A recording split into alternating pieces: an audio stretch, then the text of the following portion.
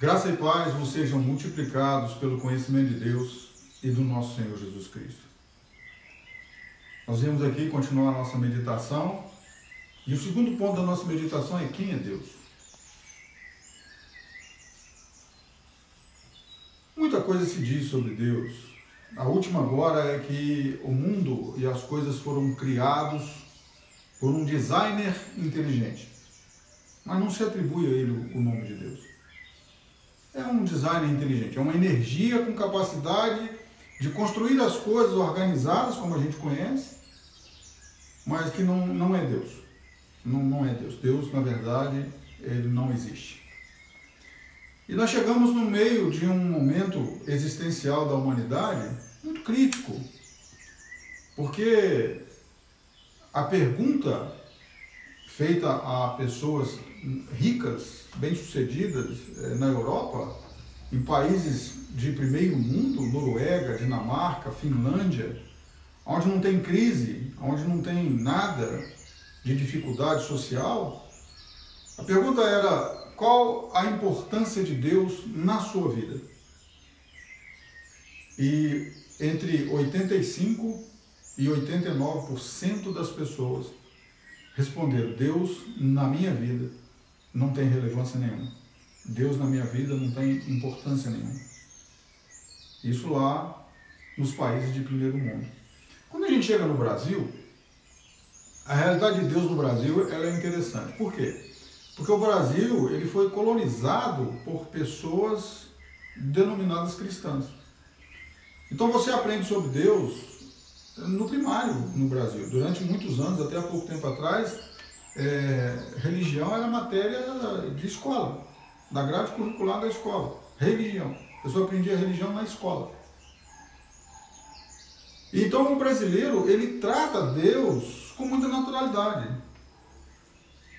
Aqui no Brasil, quando você fala que alguém ressuscitou dos mortos, é normal.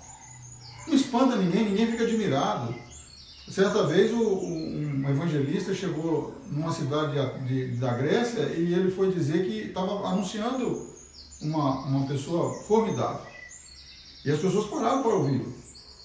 E quando ele falou: essa pessoa formidável que eu anuncio para vocês ressuscitou dos mortos, todo mundo virou as costas, todo mundo foi embora. Falou: não, essa conversa sua não faz sentido. Alguém ressuscitou dos mortos? Mas aqui no Brasil não. Aqui no Brasil é normal as pessoas ressuscitarem dos mortos. Então esse é o tratamento que as pessoas veem em Deus, é a maneira como as pessoas veem Jesus. Mas não existe uma forma mais maravilhosa do que você se relacionar com alguém por quem você tem admiração. E um dos objetivos de Deus ao se relacionar com o homem é produzir no homem admiração por ele. Porque quando você se relaciona com o homem, com alguém que você admira, a adoração é normal, a adoração é natural. O respeito é natural. A alegria de estar junto é natural. Quando você se relaciona com alguém com quem você tem extremo respeito, é gratificante se relacionar com uma pessoa com quem você tem extremo respeito. E Deus quer se mostrar assim. Alguém capaz de produzir em nós alegria, produzir em nós vontade de estar com Ele, vontade de ser dele, vontade de pertencer a Ele. Esse é Deus. Mas o que Deus diria sobre si mesmo? Se a gente perguntasse a Deus: Deus, quem é o Senhor? A gente vai encontrar uma resposta interessante no livro do profeta Isaías, na Bíblia. Livro do profeta Isaías, capítulo 46, versículo 9 e 10. Lembrem-se das coisas passadas, das coisas muito antigas. Eu sou Deus e não há nenhum outro. Eu sou Deus e não há nenhum como eu. Desde o início, faço conhecido o fim. Desde os tempos antigos, o que ainda virá. Digo: meu propósito ficará de pé e farei tudo o que me agrada. Deus falando sobre si mesmo. Eu sou Deus e não há outro.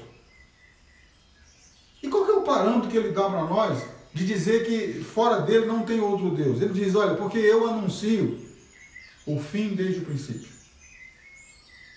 Como assim? É o fim desde o princípio.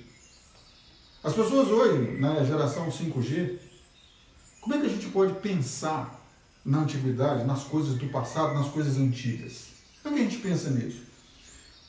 Na minha adolescência, na minha infância, a gente via alguns desenhos animados onde as pessoas elas conversavam em tempo real com outra pessoa muito distante, utilizando aparelhos eletrônicos. E na minha infância eu me perguntava, gente, quando isso será possível? E nós estamos vendo possível. As pessoas hoje elas fazem conferência e não uma, fazem uma com 8 pessoas ao mesmo tempo, simultaneamente, falando, conversando. 5G, está chegando aí. E Deus faz uma proposta para que a gente olhe para trás, para que a gente se lembre das coisas antigas. Então ele fala, porque olhando para as coisas antigas, para aquilo que eu já anunciei, você vai perceber que eu sou alguém em quem você pode confiar. Esse é o nosso Deus. Ele quer se fazer confiável. Ele é Deus, ele não precisa disso. Mas por que ele faria isso? Ele faria isso porque ele quer se relacionar comigo e ele quer se relacionar com você.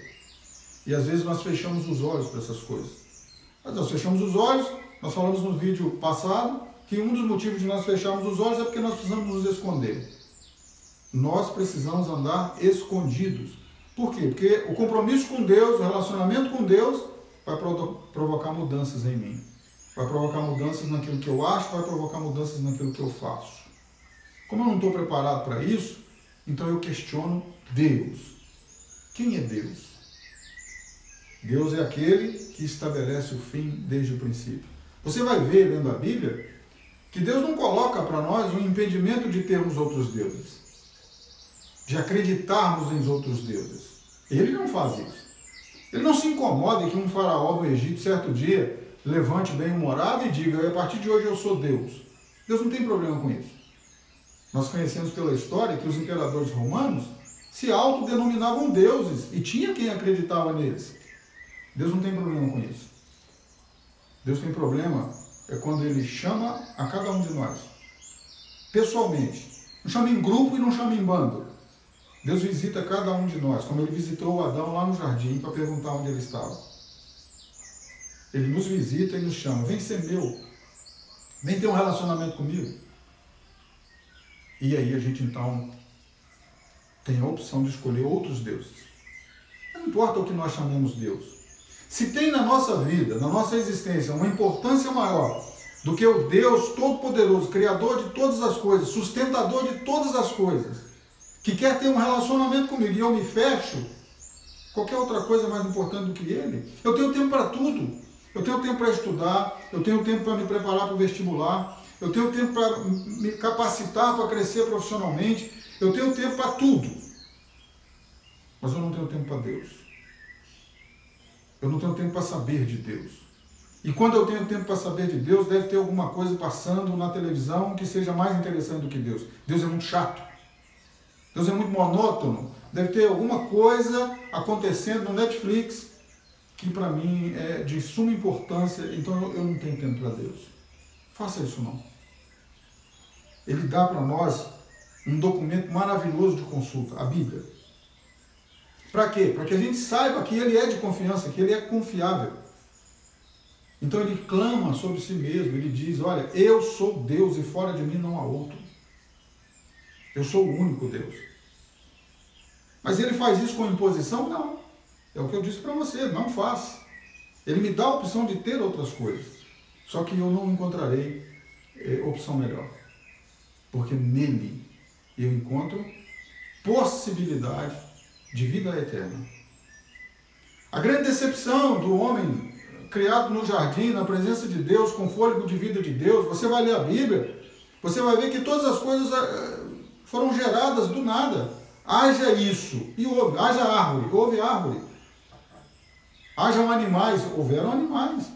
Hajam aves, houveram aves. Mas quando Deus faz o homem, a Bíblia ela procura relatar que Deus usa as suas mãos para fazer o homem. E quando Deus vai dar vida ao homem, Ele não diz, tenha vida. Não, a vida do homem é vida compartilhada de Deus. A vida do homem é vida recebida de Deus. Deus assopra nas suas narinas e o homem então passa a ter vida. Você pode negar isso. Não tem problema. Mas isso não te faz inocente. Nós conhecemos diariamente as leis de trânsito. E alguém que estacionou num local que tinha uma placa proibido estacionar, não adianta ele alegar que não sabia que aquela placa significava proibido estacionar. Ele será punido. Usar a ignorância a meu favor não vai funcionar. Então eu preciso conhecer Deus. Eu preciso descartar Deus, mas não descartar porque eu descartei. Eu vou descartar porque o Deus que eu conheci não me satisfaz. Não é o Deus que eu procuro, não é o Deus que eu quero. Quanto a isso, não tem problema. O problema é quando a gente negligencia a oportunidade de conhecer Deus, de conhecer o projeto de Deus e o propósito de Deus. Nós estamos vivendo dias em que você vai ouvir muitas pessoas dizendo que nós estamos vivendo o fim dos tempos. O fim dos tempos. Talvez seja possível que nós estejamos vivendo o fim dos tempos. Mas não é para causar medo. Nós estamos vivendo o fim dos tempos porque Deus disse: eu sou Deus, fora de mim não há outro. Eu sou o único Deus que anuncia o fim desde o princípio. E ele traz isso diante dele porque isso é material de tribunal. As pessoas gostam muito de falar sobre o tribunal de Deus, o juízo de Deus. As pessoas vão se apresentar diante do juízo de Deus. Olha, e as pessoas dizem assim: será que Deus vai me punir por causa daquele chocolate que eu roubei aquele dia no supermercado quando ninguém estava vendo? Não tem relação com isso. A relação é: qual o momento que Deus olhou para você e perguntou onde você está? E você virou as costas e disse: não é da sua conta. O senhor não tem nada com isso. Eu vou aonde eu quiser, eu faço o que eu quiser. Isso tem relação com a existência. Quando Deus profetiza no livro do profeta Isaías sobre como poderia ser um tribunal de Deus, lá no livro do Isaías, capítulo 46, vai estar escrito assim: exponham a sua causa, diz o Senhor. Apresentem as suas provas. Tragam os seus ídolos para nos dizerem o que vai acontecer. Que eles nos contem como eram as coisas anteriores para que as consideremos e saibamos o seu resultado final. Ou que nos declarem as coisas vindouras. Revelem-nos o futuro para que saibamos que são deuses. Façam alguma coisa boa ou má para que nos rendamos cheios de temor. Mas vejam só, eles não podem fazer isso porque eles não são nada. Profeta Isaías. Isso aqui é uma causa que vai ser levantada no dia do juízo. Por quê? Quando a gente lê o Novo Testamento, você vai ver Jesus dizendo assim a uma certa mulher: porque o Pai procura adoradores, verdadeiros adoradores. Deus tem se aproximado de nós. Deus tem nos procurado. Para cada vídeo que você vê na internet, para cada pessoa que você vê abrindo mais uma igreja, a proposta é que você conheça Deus e que você não fuja mais de Deus. Você não precisa viver fugindo. Você pode sim conhecer esse Deus maravilhoso, o doador da vida. O doador da vida. Uma coisa eu te garanto: se você se dispuser e se você conseguir um tempo para se aproximar dele e conhecê-lo um pouquinho só, melhor, você não vai encontrar nada mais maravilhoso do que esse Deus que eu quero te anunciar. Bom, nós falamos aqui um pouquinho sobre a Bíblia. Nós vamos falar um pouco melhor no próximo.